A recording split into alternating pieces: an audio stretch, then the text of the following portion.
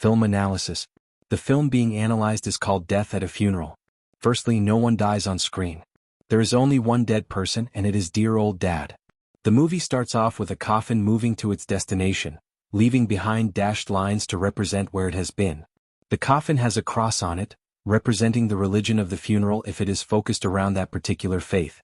The music playing doesn't sound sad. The music feels whimsical, with the music growing and shrinking, and it builds anticipation with its fast tempo.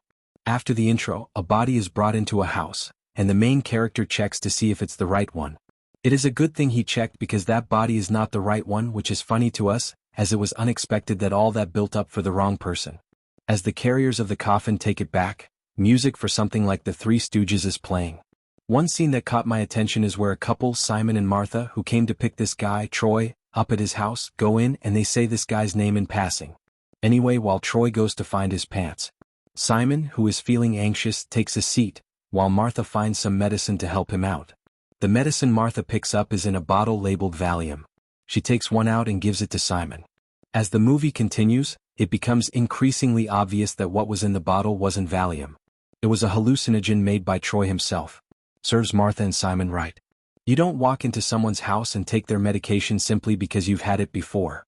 It is also Troy's fault for putting drugs in a mislabeled bottle, even if the drugs were legal. Another scene that got my attention was the blackmail scene. Daniel brings Peter into his study to talk about something private. Once in the study, Peter expressed that he had some photos to show Daniel. These photos are of Peter and Danielle's dear old dad, the dead guy. There are photos of them on a bus, at a party, doing other activities. Daniel looks at these photos and doesn't understand how Peter and his dad were friends, but after a moment has a thought and looks around the room, then realizes that dear dad was in a relationship with Peter. What gave it away for me was them dressed in Roman costumes at a party. Men in Roman times would be fairly open to being intimate with each other, and there was also an album or book called Screen Goddess that could be referencing something that I don't know about. Anyway, the reason for showing Daniel these pictures was so Peter could blackmail money out of him.